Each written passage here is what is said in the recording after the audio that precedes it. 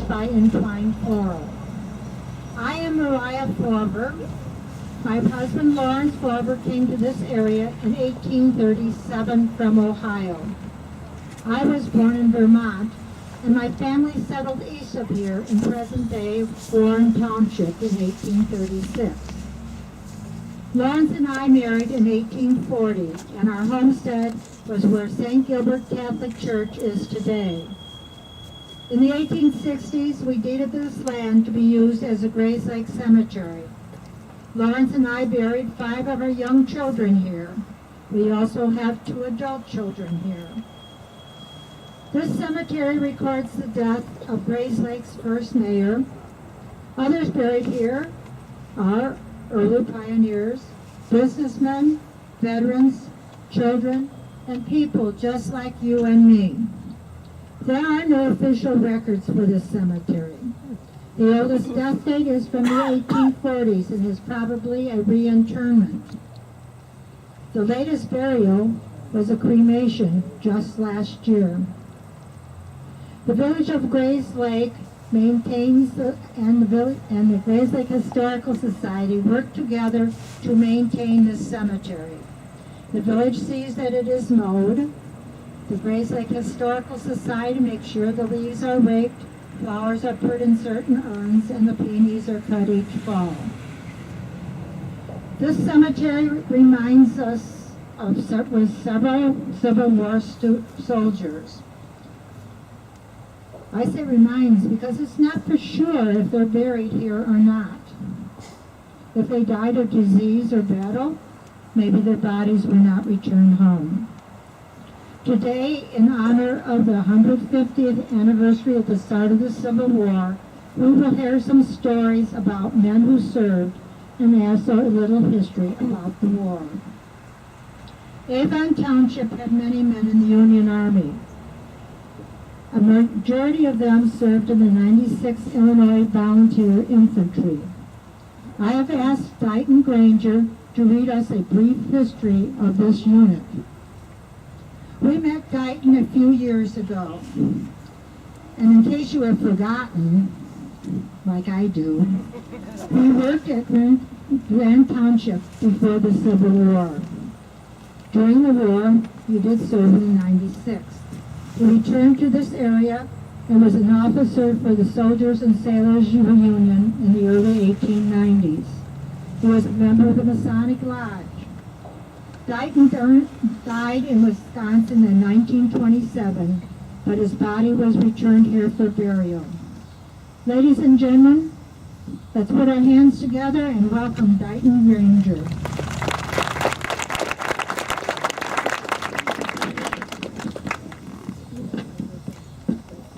Thank you, Mariah.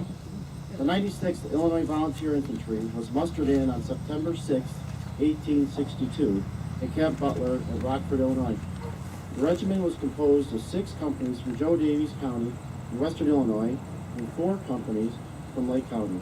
Men from Avon Township were in Company B. After a month of training, the 96th marched to Chicago, where it took a train to Cincinnati, Ohio. It had already lost 1 man who died of typhoid fever.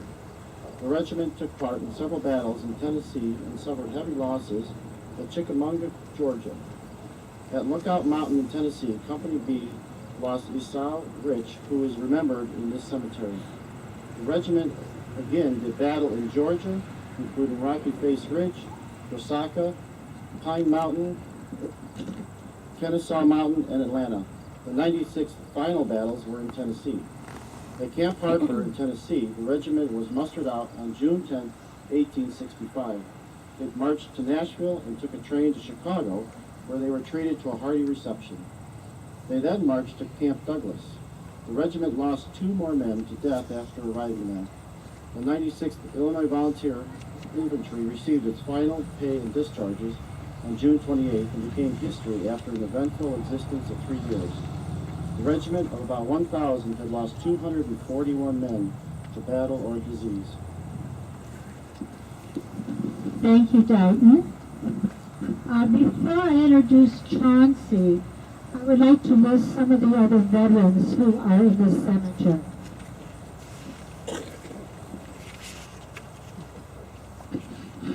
have Orville Byron with the 96th, Leroy Demon with the 96th, Henry Domsky, 96th, John Ellis, the 153rd Illinois Volunteer Infantry.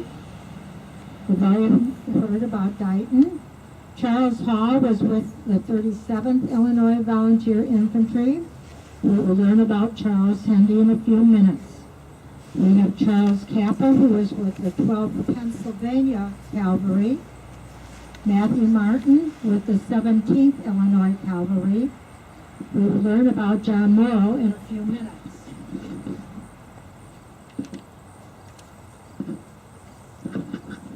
It is also said that Wells Morrow was in the 37th Illinois Volunteer Infantry. Adam Owen was in the 146th Illinois Volunteer Infantry. Esau Rich, the 96th, and we will hear his story in a few minutes. Alfred Simmons served in 17th Illinois, 19th Illinois, and ended up with the musicians in the 37th. Jeremiah Smith with the 17th Illinois Cavalry. Alan Whitney, 96th, and Orlando Young, the 37th. But right now, I would like you to meet Chauncey Morse, who's going to lead us around. Chauncey, would you like to stand next to me while I tell about you? Chauncey was born August 15, 1839, at Painesville, Ohio. When he was 6 weeks old, he came here with his parents, Enoch Morse and Amy Marble Morse. And they lived his entire life here in Lake County. Chauncey spent 4 years of his life, however, serving in the War of Rebellion, which we now call the Civil War.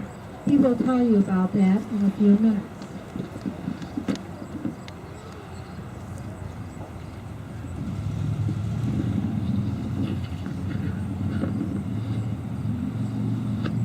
In 1866 in Ohio, Chauncey married Mary Ann Lewis. They had 4 children, 2 sons and 2 daughters. One son died at age 21, and one daughter died at age 7. The 2 remaining children lived in Grayslake and became very well known. Son John was born in 1872 on the Morse farm west of Haynesville. He married Louise Rich. Louise was a granddaughter of David Rich, who came to the area in 1836 from Allegheny County, New York. John became the cashier for the Merchants and Farmers Bank, which was the first bank in Grayslake and located at the southeast corner of Center and Whitney. He eventually left the bank and started the Morris Insurance Agency. That agency exists today as the Clow Insurance Agency on Center Street. John's daughter-in-law was Marguerite Morse. Some of you might have had her as a kindergarten teacher, as she was Grayslake's first kindergarten teacher. Chauncey's daughter Amy was born in 1868 and married Deke White. She was the postmistress of Grayslake for 5 years, from 1893 to 1898. Deke was the local barber. He had come to Grayslake in 1894, and he cut hair until he died in 1938. He was the village clerk for 20 years. Chauncey left the farm and eventually moved to Grayslake. He and his wife Mary Land lived on Park Avenue, the house on the southeast corner of Westerfield and Park. He lived here until he died in 1911 and is buried in Waukegan's Oakwood Cemetery. Mary Ann had died previously. Chauncey was known as the Colonel in Grayslake, even though he never achieved that rank. I'm going to have the Colonel tell about his business and military experiences.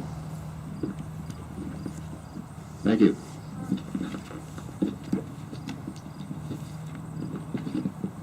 I was studying law at the firm of Blodgett, Upton, and Williams in Waukegan when the call came out in 1861 from President Lincoln looking for volunteers. I joined the first company that stationed us in Springfield. That company was soon disbanded. I then joined the 37th Infantry, Company C, as a second lieutenant. In 1862, I was promoted to first lieutenant.